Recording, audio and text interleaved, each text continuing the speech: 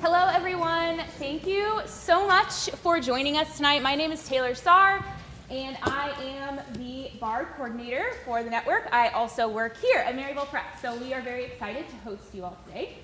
I love the BARD competition. It is such a wonderful celebration of two things in particular that come to mind for me. Such a celebration of beauty and such a celebration of perseverance. If you're here, it's probably because you love one of these students. Maybe you teach them, maybe you're a parent or a friend or a family member, and you've probably seen how hard they've worked all year, maybe even years past, right? Maybe they've been in the BARD competition for a few years, and then this year they've made it to the final. And so I have no doubt that you feel so proud of them, and you've seen how hard they worked this year, and seen how much perseverance it requires to memorize not one, but two poems. And then not only memorize them, but stand in front of an audience and present them. I think even a lot of adults struggle with that, and to see their courage and perseverance in doing that is incredible. And I have only just met some of you, and I'm already so proud of you and so excited for you to recite. It's also such a celebration of beauty because these students have not only learned these poems, but they've committed them to memory. And these beautiful words that have lasted the test of time are now being brought to life by these students who have come to know and love these poems. And that is just such a special thing and a thing worth celebrating. And so whatever the outcome is tonight, I hope that you know, all of you, that what you have done and accomplished is so worth celebrating. And all these people and these judges, we're all so proud of you, and we're so excited for you. You have done a really tremendous thing. So, just a couple of housekeeping things. If you need to take a call or step out for the bathroom, or if you have a child that needs to step out, please do that. If any extra sound can be kind of distracting for the student who's up here reciting, so please be mindful of that. And then if you do need to step out for the restroom or something, please try to do it in between recitations. Again, so that it's not distracting movement or sound. After the competition, we will have a brief reception outside in the Marley Center Plaza where friends, family, teachers, you can go outside and mingle with the students, and the judges will come to their final decision.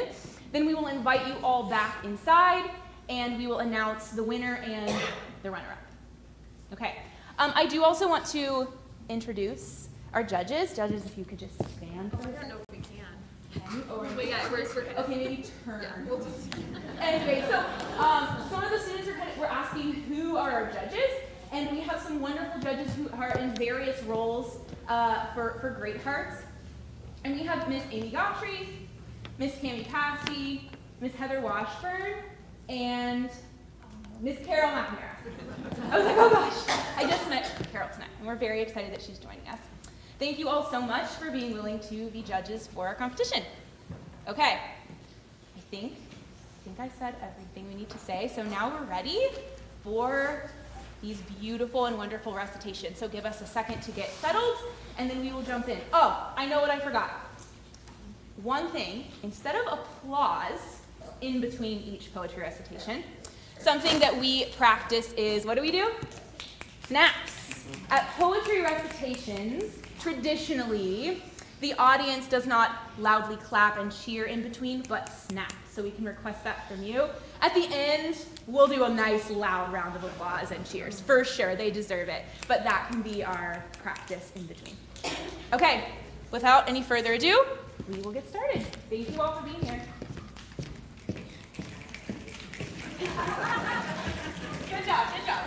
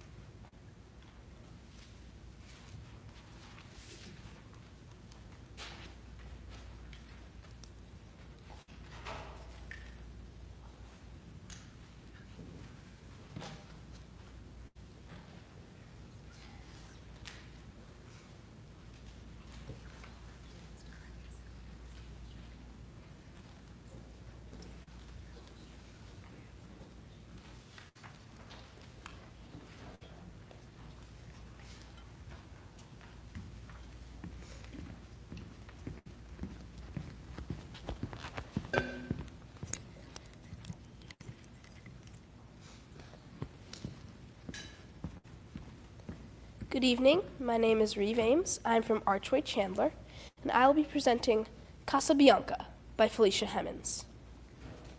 The boy stood on the burning deck, whence all but he had fled. The flame that lit the battle's wreck shone round him o'er the dead. Yet beautiful and bright he stood, as born to rule the storm, a creature of heroic blood, a proud though childlike form. The flames rolled on, he would not go without his father's word. That father, faint in death below, his voice no longer heard. He called aloud, "Say, father, say, if yet my task is done." He knew not that the chieftain lay unconscious of his son. "Speak, father," once again he cried, "if I may yet be gone." And but the booming shot replied, and fast the flames rolled on. Upon his brow he felt their breath, and in his waving hair, and looked from that lone post of death, in still yet brave despair, and shouted but once more aloud, "My father, must I stay?" While o'er him fast do sail and shroud the wreathing fires made way. They wrapped the ship in splendor wild, they caught the flag on high, and streamed above the gallant child like banners in the sky. There came a burst of thunder sound. The boy, oh, where was he? Ask of the winds that far around with fragments strewed the sea. With mast and helm and pennon fair, that well had borne their part, but the noblest thing which perished there was that young faithful heart.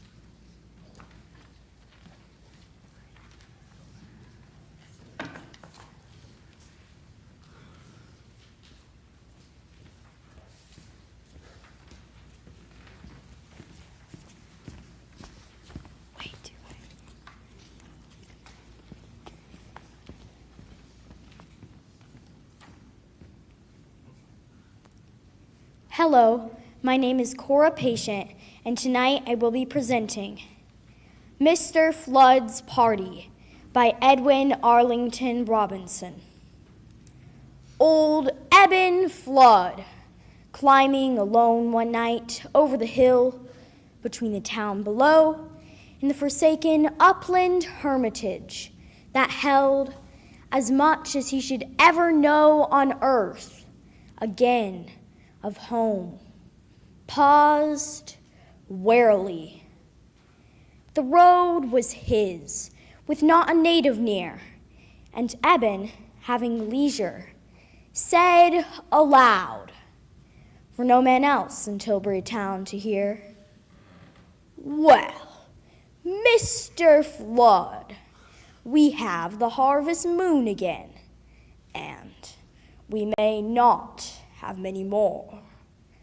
The bird is on the wing, the poet says, and you and I have said it here before. Drink to the bird." He raised up to the light the jug that he'd gone so far to fill, and answered huskily, "Well, Mr. Flood, since you propose it, I believe I will." Alone, as if enduring to the end, a valiant armor of scarred hopes outworn, he stood there in the middle of the road, like Roland's ghost, winding a silent horn.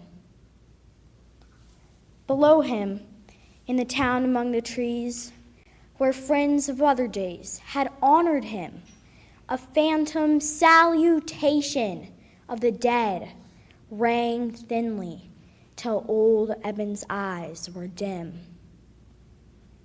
Then, as a mother lays her sleeping child down tenderly, fearing it may awake, he set the jug down slowly at his feet, with trembling care, knowing that most things break, and only when assured that on firm earth it stood, as the uncertain lives of men assuredly did not, he paced away, and with his hand extended, paused again.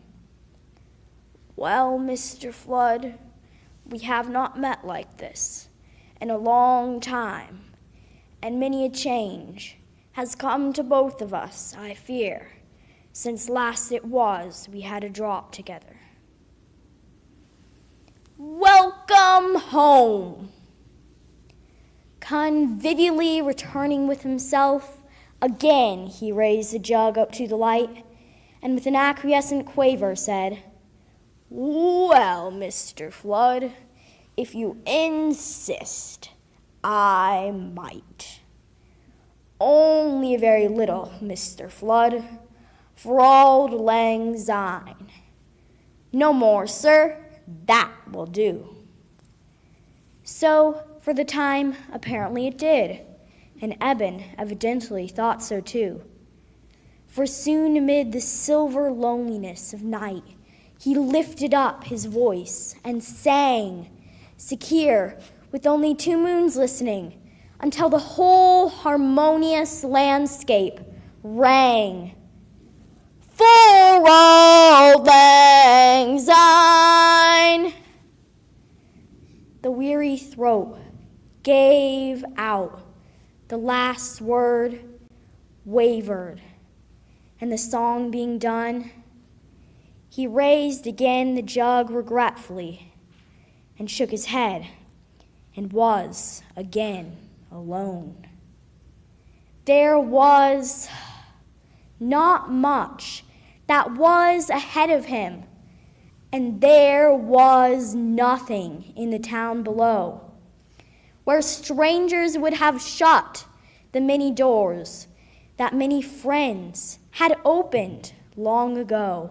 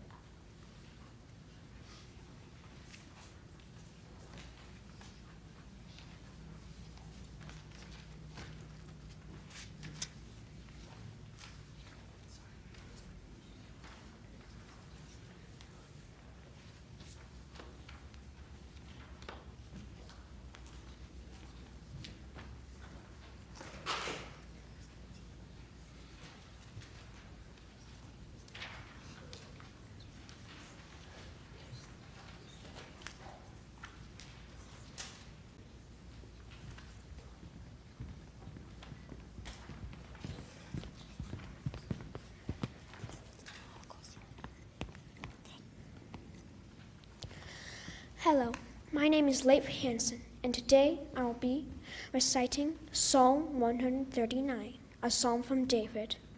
I am from Great Hearts Christos. You have searched me, Lord, and you know me. You know when I sit and when I rise. You perceive my thoughts from afar. You discern my going out and my lying down. You are familiar with all my ways. Before a word is on my tongue, you, Lord, know it completely. You hem me in behind and before, and you lay your hand upon me. Such knowledge is too wonderful for me, too lofty for me to attain. Where can I go from your spirit? Where can I flee from your presence? If I go up to the heavens, you are there. If I make my bed in the depths, you are there. If I rise on the wings of the dawn, if I settle on the far side of the sea, even there your hand will guide me, your right hand will hold me fast. If I say, surely the darkness will hide me, and the light become night around me, even the darkness will not be dark to you. The night will shine like the day, for darkness is as light to you. For you created my inmost being. You knit me together in my mother's womb. I praise you because I am fearfully and wonderfully made. Your works are wonderful. I know that full well. My frame was not hidden from you when I was made in the secret place, when I was woven together in the depths of the earth. Your eyes saw my unformed body. All the days ordained for me were written in your book before one of them came to be. How precious to me are your thoughts, God. How vast is the sum of them. Were I to count them, they would outnumber the grains of sand. When I wake, I am still with you. If only you, God, would slay the wicked. Away from me, you who are bloodthirsty. They speak of you with evil intent. Your adversaries misuse your name. Do I not hate those who hate you, Lord, and abhor those who are rebelling against you? I have nothing but hatred for them. I count them my enemies. Search me, God. Know my heart. Test me, and know my anxious thoughts. See if there is any offensive way in me, and lead me in the way everlasting.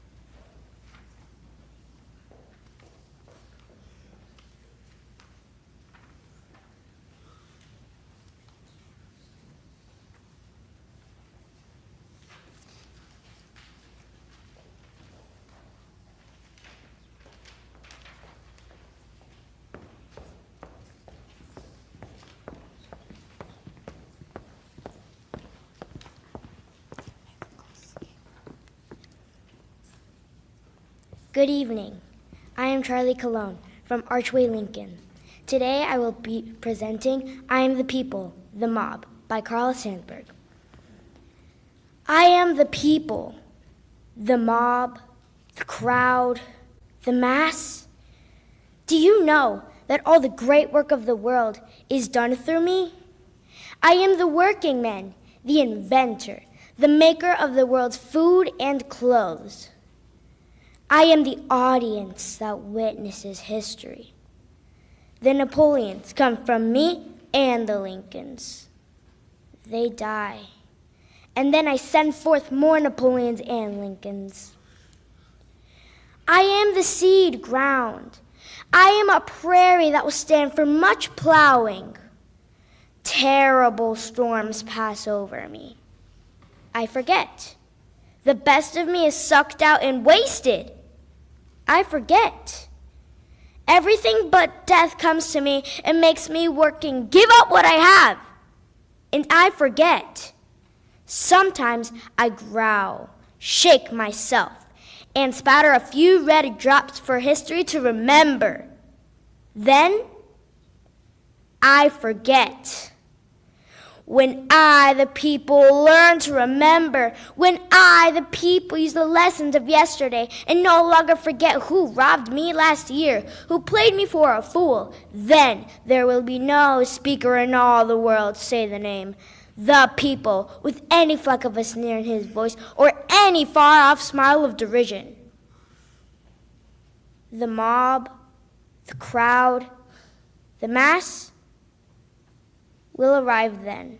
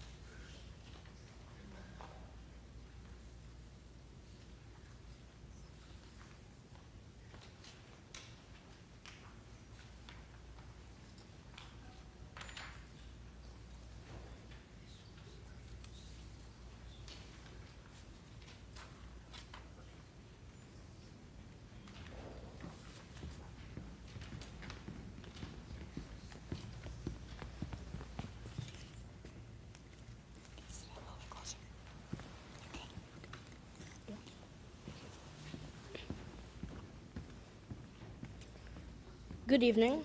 My name is Winston Marvin, and I'm a fifth grader at Archway Veritas. I will be reciting The Tale of Custer the Dragon by Ogden Nash. Belinda lived in a little white house with a little black kitten and a little gray mouse and a little yellow dog and a little red wagon and a realio, trulio, little pet dragon. Now the name of the little black kitten was Ink, and the little gray mouse, she called him Blink, and the little yellow dog was sharp as mustard. But the dragon was a coward, and she called him Custard. Custard the dragon had big sharp teeth and spikes on top of him and scales underneath, mouth like a fireplace, chimney for a nose, and realio, Trulio, daggers on his toes. Belinda was as brave as a barrel full of bears, and Ink and Blink chased lions down the stairs. Mustard was as brave as a tiger in a rage, but Custard cried for a nice safe cage. Belinda tickled him, she tickled him unmerciful. Ink, Blink, and Mustard, they rudely called him Percival. They all sat laughing in the little red wagon at the realio, trulio, cowardly dragon. Belinda giggled till she shook the house, and Blink said, "Week," which is giggling for a mouse. Ink and Mustard rudely asked his age, when Custard cried for a nice safe cage. Suddenly they heard a nasty sound, and Mustard growled, and they all looked around. "Meouch!" cried Ink, and "Ooh!" cried Belinda, for there was a pirate climbing in the window, pistol in his left hand, pistol in his right, and he held in his teeth a cutlass bright. His beard was black, one leg was wood. It was clear that the pirates meant no good. Belinda paled, and she cried, "Help, help!" But Mustard fled with a terrified yelp. Ink trickled down to the bottom of the household, and little Mouse Blink strategically mouseholed. But up jumped Custard, snorting like an engine, clashed his tail like irons in a dungeon. With a clatter and a clank and a jangling squirm, he went at the pirate like a robin at a worm. The pirate gaped at Belinda's dragon and gulped some grog from his pocket flagon. He fired 2 bullets, but they didn't hit, and Custard gobbled him every bit. Belinda embraced him, Mustard licked him. No one mourned for his pirate victim. Ink and Blink in glee did gyrate around the dragon that ate the pirate. But presently up spoke little dog Mustard. "I'd been twice as brave if I hadn't been flustered." And up spoke Ink, and up spoke Blink. "We'd have been 3 times as brave, we think." And Custard said, "I quite agree that everybody is braver than me." Belinda still lives in her little white house, with her little black kitten, and her little gray mouse, and her little yellow dog, and her little red wagon, and her realio, trulio, little pet dragon. Belinda is brave as a barrel full of bears, and Ink and Blink chase lions down the stairs. Mustard is as brave as a tiger in a rage, but Custard keeps crying for a nice safe cage. The Tale of Custard the Dragon by Ogden Nash.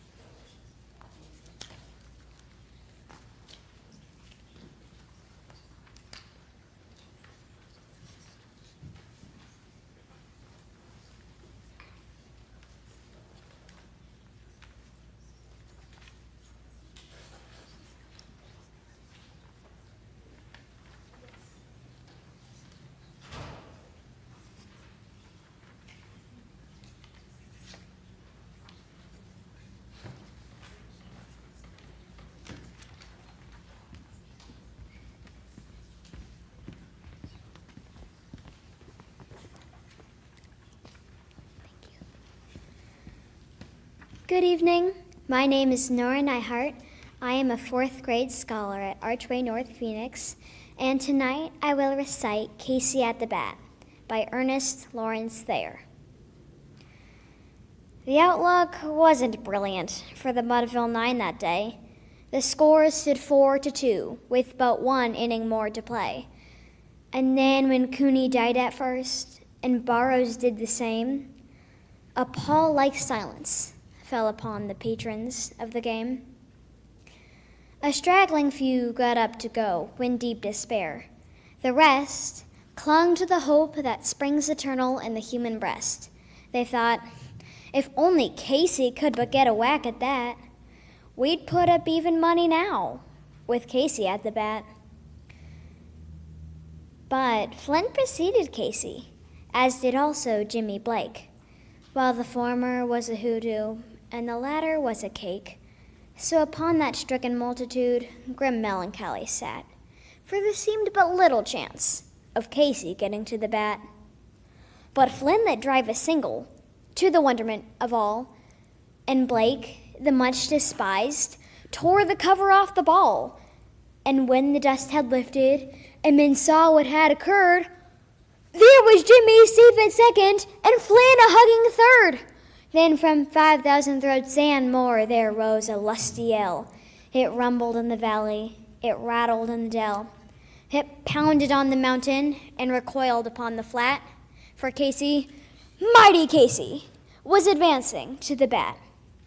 There was ease in Casey's manner as he stepped into his place. There was pride in Casey's bearing and a smile at Casey's face. And when, responding to the cheers, he lightly doffed his hat, no stranger in the crowd could doubt 'twas Casey at the bat. 10,000 eyes were on him as he rubbed his hands with dirt. 5,000 tongues applauded when he wiped them on his shirt. Then while the writhing pitcher ground the ball into his hip, defiance flashed in Casey's eye, a sneer curled Casey's lip. And now the leather-covered sphere came hurtling through the air, and Casey stood a-watching it in haughty grandeur there. Close by the sturdy batsman, the ball unheeded sped. "That ain't my style," said Casey. "Strike one," the umpire said. From the benches, black with people, there went up a muffled roar, like the beating of the sound waves on a stern and distant shore. "Kill him! Kill the umpire!" shouted someone on the stand. And it's likely they'd have killed him, had not Casey raised his hand. With a smile of Christian charity, great Casey's visage shone. He stilled the rising tumult. He bade the game go on. He signaled to the pitcher, and once more the dun sphere flew. But Casey still ignored it, and the umpire said, "Strike two." "Fraud!"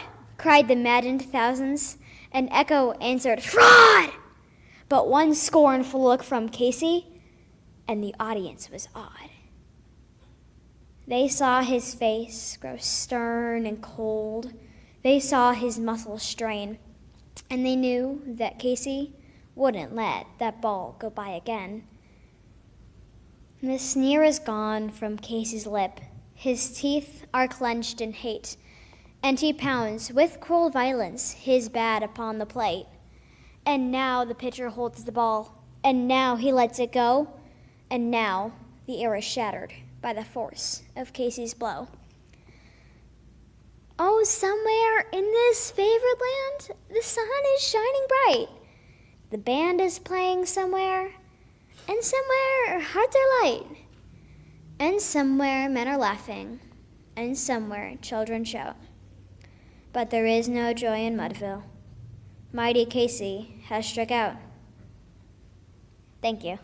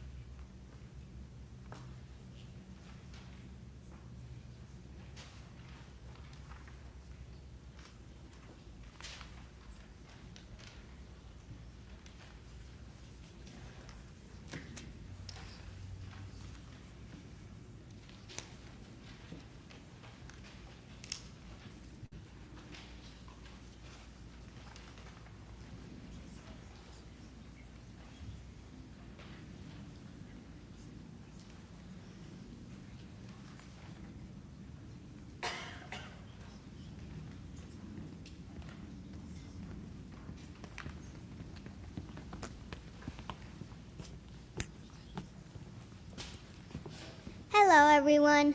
My name is Myra Ganta, and I'm in 4th grade at Archway Trivia. Today, I will be reciting The Embarrassing Episode of Little Miss Muffet by Guy Wetmore Carroll. Little Miss Muffet discovered a tuffet, which never occurred to the rest of us. And, as 'twas a June day, and just about noonday, she wanted to eat like the best of us. Her diet was whey, and I hasten to say, it is wholesome, and people grow fat on it. The spot being lonely, the lady not only discovered the tuffet, but sat on it. A rivulet gabbled beside her and babbled, as rivulets always are thought to do. And dragonflies sported around and cavorted, as poets say dragonflies ought to do. When, glancing aside for a moment, she spied a horrible sight that brought fear to her. A hideous spider was sitting beside her and most unavoidably near to her. Albeit unsightly, this creature politely said, "Madam, I earnestly vow to you, I'm penitent that I did not bring my hat. I should otherwise certainly bow to you." Though anxious to please, he was so ill at ease that he lost all sense of propriety and grew so inept that he clumsily stepped in her plate, which is barred in society. This curious error completed her terror. She shuddered, and growing much paler, not only left Tuffet, but dealt him a buffet, which doubled him up in a sailor knot. It should be explained that at this he was pained. He cried, "I have vexed you, no doubt of it. Your fist like a truncheon." "You're still in my luncheon," was all that she answered. "Get out of it!" And the moral is this: be it madam or miss, to whom you have something to say. You are only absurd when you get in the curd, but you're rude when you get in the way.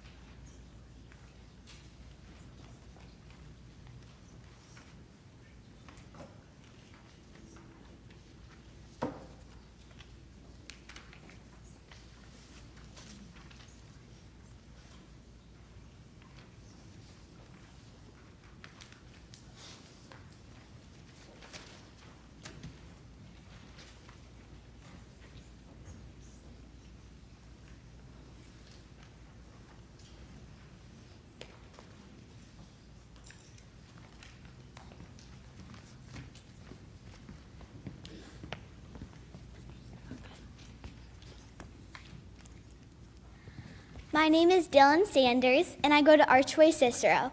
I will be reciting Lift Every Voice and Sing by James Weldon Johnson. Lift every voice and sing, till earth and heaven ring. ring with the harmonies of liberty. Let our rejoicing rise, high as the listening skies. Let it resound loud as the rolling sea. Sing a song full of the faith that the dark past has taught us. Sing a song full of the hope that the present has brought us, facing the rising sun of our new day begun. Let us march on till victory is won.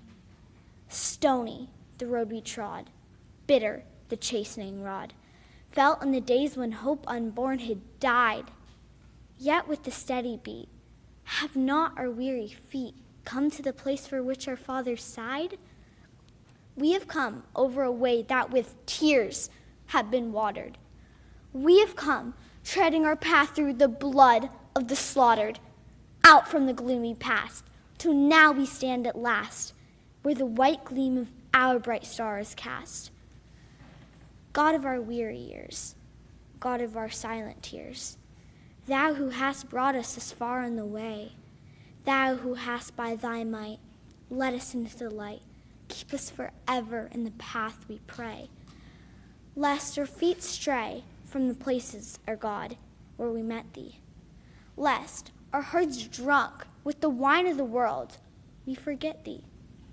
Shadowed beneath thy hand, may we forever stand, true to our God, true to our native land. Thank you.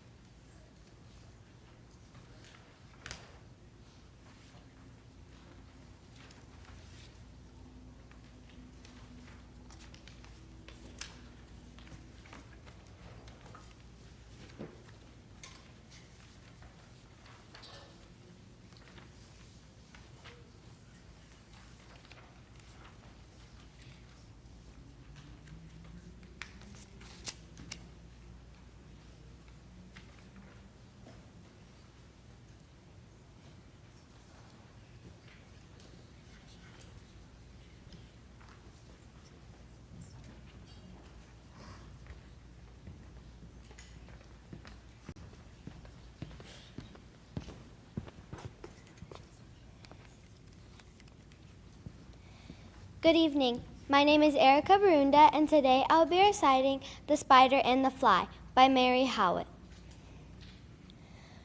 Will you walk into my parlor? Said the spider to the fly. 'Tis the prettiest little parlor that ever you did spy. The way into my parlor is up a winding stair, and I have many pretty things to show when you are there. Oh, no, no, said the little fly. To ask me is in vain, for who goes up your winding stair can never come down again. I'm sure you must be weary, dear, with soaring up so high. Will you rest upon my little bed? Said the spider to the fly. There are pretty curtains drawn around, the sheets are fine and thin. If you'd like to rest a while, I'll snugly tuck you in. Oh, no, no, said the little fly, for I've often heard it said, they never, never wake again who sleep upon your bed. Said the cunning spider to the fly, dear friend, what shall I do to prove the warm affection I've always felt for you? I have within my pantry good store of all that's nice. I'm sure you're very welcome. Will you please to take a slice? Oh, no, no, said the little fly. "Kind sir, that cannot be. I've heard what's in your pantry, and I do not wish to see." "Sweet creature," said the spider, "you're witty and you're wise. How handsome are your gauzy wings, how brilliant are your eyes. I have a little looking glass upon my parlor shelf. If you'll step in one moment, dear, you shall behold yourself." "I thank you, gentle sir," she said, "for what you're pleased to say, and bidding you good morning now, I'll call another day."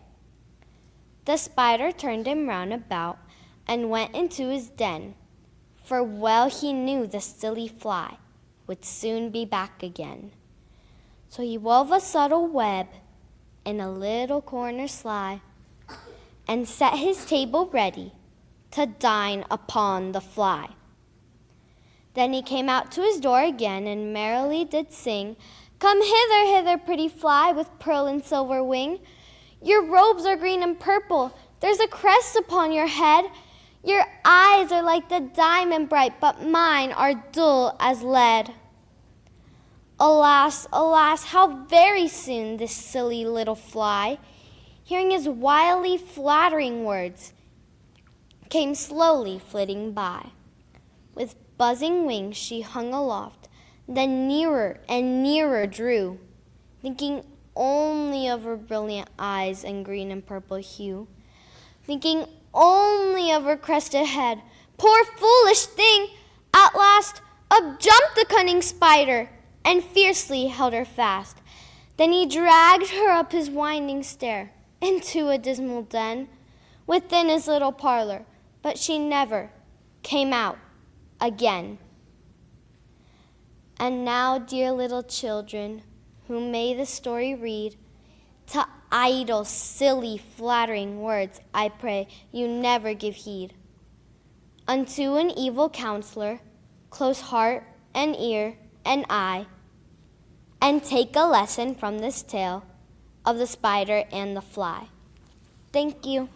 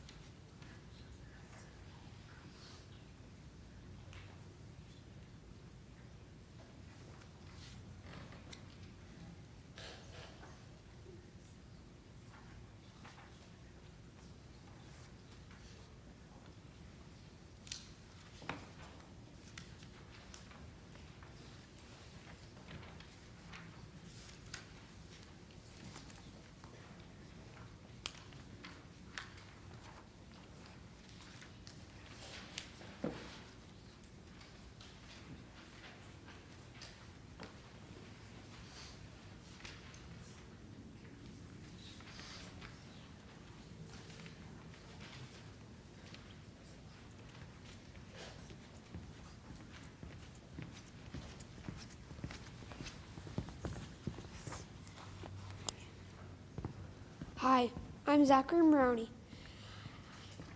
from Archway Anthem, and today I'll be reciting Television by Road Doll.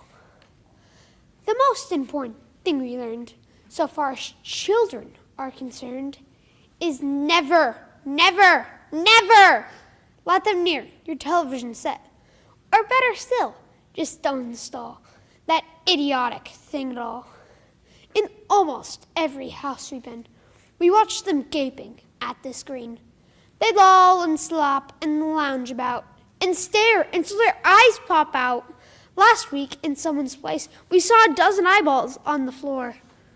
They sit and stare and stare and sit until they're hypnotized by it until they're absolutely drunk with all that shocking, ghastly junk.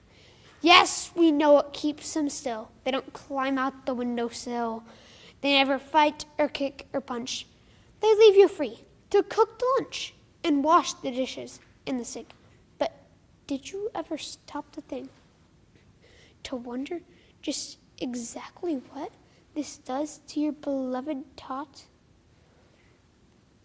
It rots the sense in the head. It kills imagination dead. It clogs and clutters up the mind. It makes your child so dull and blind he can no longer understand a fantasy of fairyland. His brain becomes as soft as cheese. His powers of thinking rust and freeze. He cannot think. He only sees.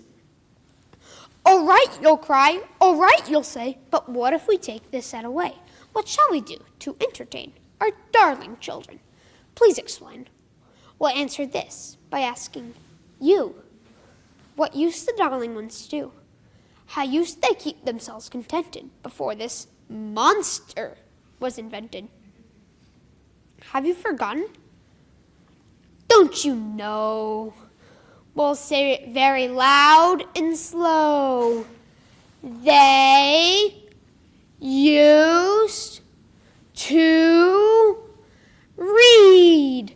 They'd read and read and read and read, and then proceed to read some more. Great Scott! Gadzooks! When half their lives was reading books. The nursery shelves held books galore. Books cluttered up the nursery floor. And in the bedroom, by the bed, more books waiting to be read. Such wondrous fine, fantastic tales of dragons, gypsies, queens, and whales, and treasure isles on distant shores where smugglers rode with muffled oars, and pirates wearing purple pants, sailing ships, and elephants, and cannibals crouching round the pot, staring away at something hot. It smells good, what can it be? Good gracious, it's Penelope! The younger ones had Beatrix Potter with Mr. Todd and the Dirty Rotter, and Squirrel Nutkin, and Piglet Blood, and Mrs. Tiggywinkle, and just how the camel got his hump, and how the monkey lost his rump.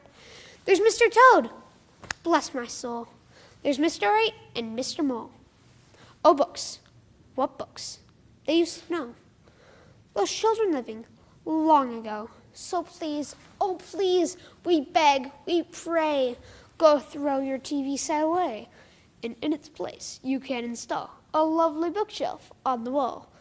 Then fill its shelves with lots of books, ignoring all the dirty looks and screams and yells and bites and kicks and children hitting you with sticks. Fear not, because we promise you that in about a week or two of having nothing else to do, we'll now begin to feel a need of having something to read. And once they start, oh boy, you'll watch the slowly growing joy that fills their hearts to grow so keen. They'll wonder what they've ever seen in that ridiculous machine, that nauseating, foul, unclean, repulsive television screen. And later, each and every kid will love you more for what you did. Thank you.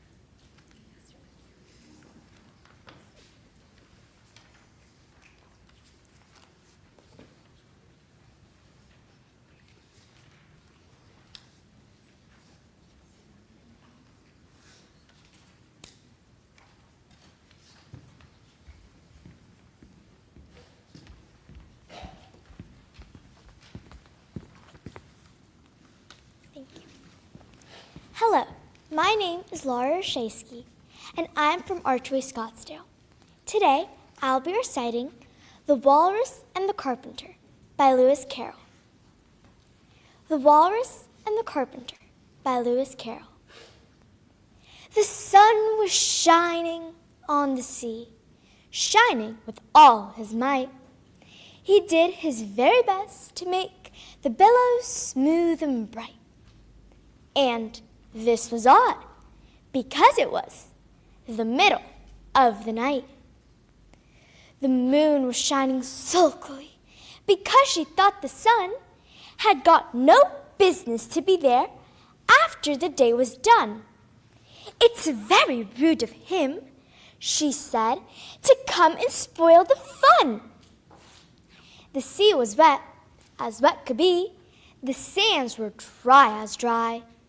You could not see a cloud because no cloud was in the sky.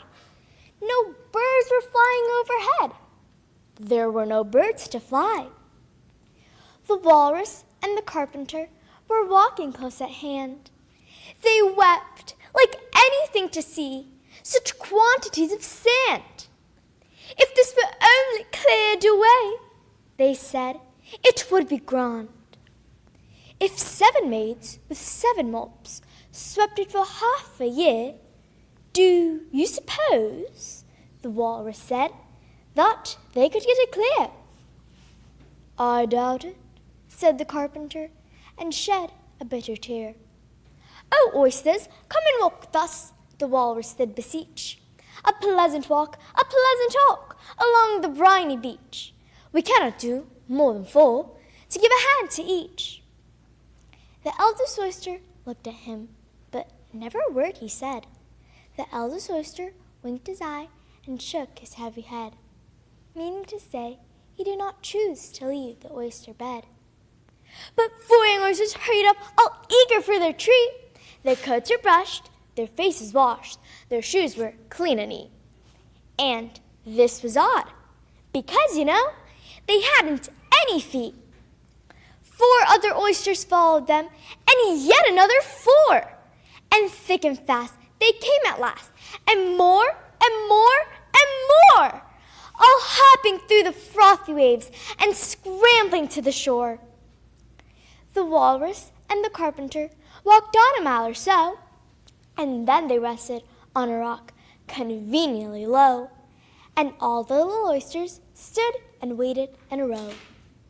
"The time has come," the walrus said, "to talk of many things, of shoes and ships and sealing wax, of cabbages and kings, and why the sea is boiling hot, and whether pigs have wings." "But wait a bit," the oysters cried, "before we have our chat, for some of us are out of breath, and all of us are fat." "No hurry," said the carpenter. They thanked him much for that. "A loaf of bread," the walrus said, "is what we chiefly need. Pepper and vinegar besides are very good indeed. Now, if you're ready, oysters dear, we can begin to feed." "But not on us," the oysters cried, turning a little blue. "After such kindness, that would be a dismal thing to do." "The night is fine," the walrus said. "Do you admire the view? It was so kind of you to come, and you are very nice." The carpenter said nothing but, "Cut us another slice. I wish you weren't quite so deaf. I've had to ask you twice." "It seems a shame," the walrus said, "to play them such a trick, after we've brought them out so far and made them trot so quick." The carpenter said nothing but, "The butter spread too thick." "I weep for you," the walrus said. "I deeply sympathize." With sobs and tears he sorted out those of the largest size, holding his pocket handkerchief before his streaming eyes. "Oh, oysters," said the carpenter, "you've had a pleasant run. Shall we be trotting home again?" But answer came there none. And this was scarcely odd, because they'd eaten every one. Thank you.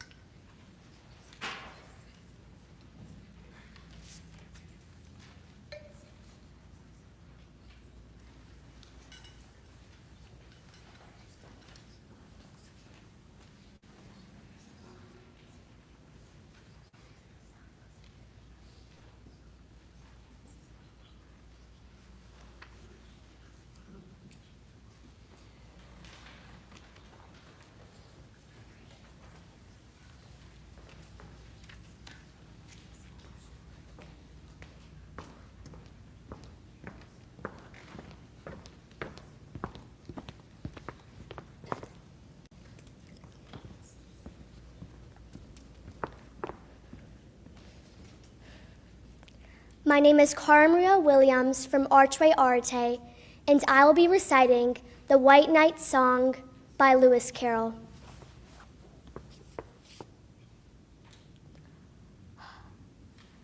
I'll tell thee everything I can. There's little to relate. I saw an aged man, sitting on a gate. Who are you, aged man? I said. And how is it you live? And his answer trickled through my head like water through a sieve. He said, I look for butterflies that sleep among the wheat. I make them into mutton pies and sell them in the street. I sell them unto men. He said, who sail on stormy seas, and that's the way I get my bread. A trifle, if you please. But I was thinking of a plan to dye one's whiskers green, and always use so large a fan that it could not be seen. So, having no reply to give to what the old man said, I cried, Come, tell me how you live, and thumped him on the head. His accent smile took up the tale. He said, I go my ways, and when I find a mountain real, I set it in a blaze. And then they make a stuff they call Rollins and Nakasite oil. Yet, 2 pence halfpenny is all they give me for my toil. But I was thinking of a way to feed oneself on batter, and so go on from day to day, getting a little fatter. I shook him well from side to side until his face was blue. Come, tell me how you live, I cried. And what is it you do? He said, I hunt for hidden size among the heather bright, and work them into waistcoat buttons in the silent night. And these I do not sell for gold, a coin, a silvery shine, but for a copper halfpenny, and they will purchase 9. I sometimes dig for buttered rolls, or sit limed twigs for crabs. I sometimes search the grassy knolls for wheels or handsome cabs. And that's the way. He gave a wink, by which I get my wealth, and very gladly will I drink your honor's noble health. I heard him then, for I had just completed my design to keep the midnight bridge from rust by boiling it in wine. I thanked him much for telling me the way he got his wealth, but chiefly for his wish that he might drink my noble health. And now, if by chance I put my fingers into glue, or madly squeeze a right-hand foot into a left-hand shoe, or if I drop upon my toe a very heavy weight,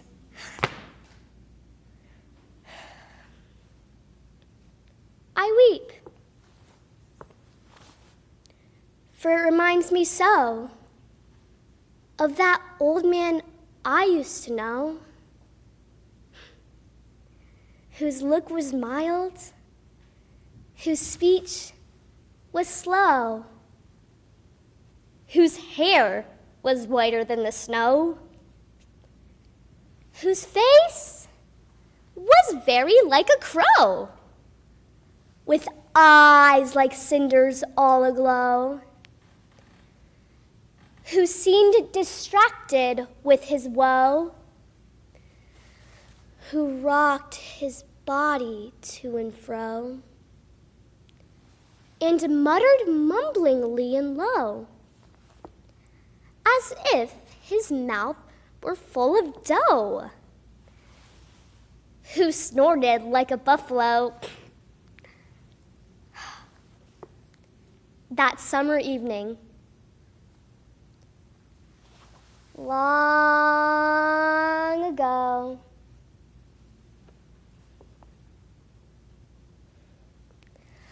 a sitting on a gate. Thank you.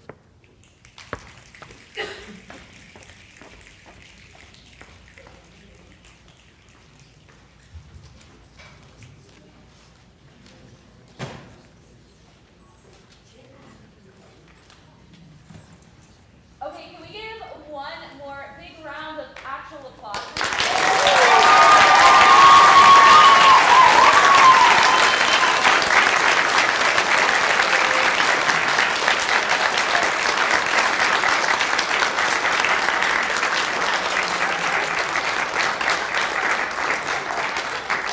You sounded so good. That was so fun. I had so much fun listening to all of you. Okay, we're going to ask now for everyone to step outside for a few minutes while the judges finish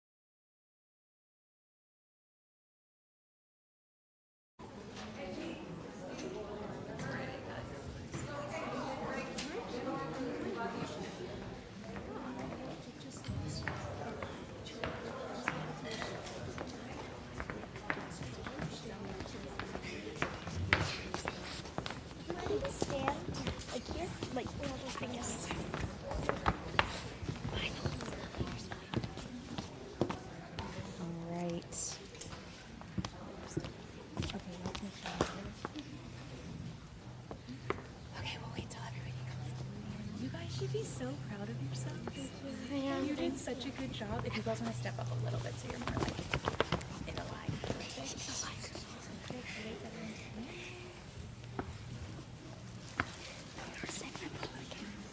You're on this side of the car so it's not blocking you.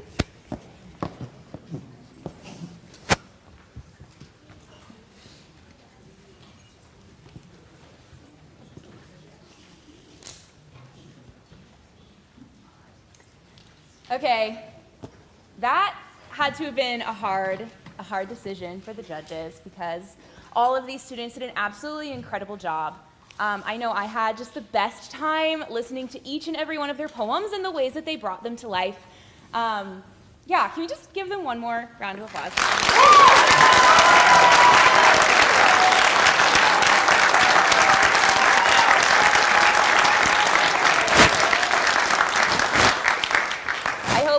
Whatever the outcome, that you all leave here tonight feeling so proud of yourselves because you have really accomplished something worth celebrating. Okay, we are going to begin with the runner-up. So the runner-up for the Archway Bard competition of 2025-26 is Charlie Colon.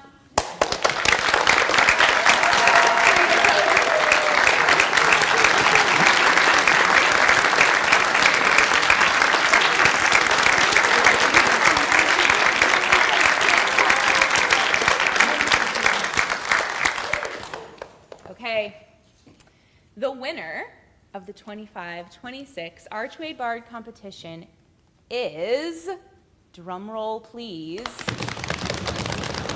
Cora Patient.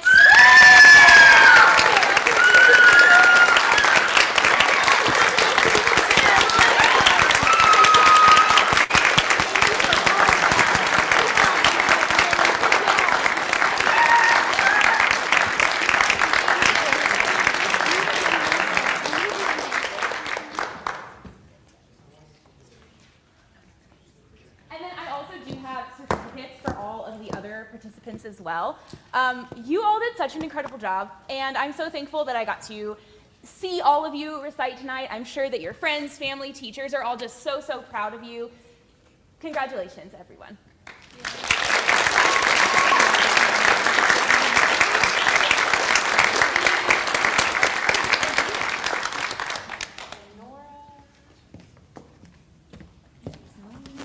Once I hand you your certificate, you're welcome to go and join your families.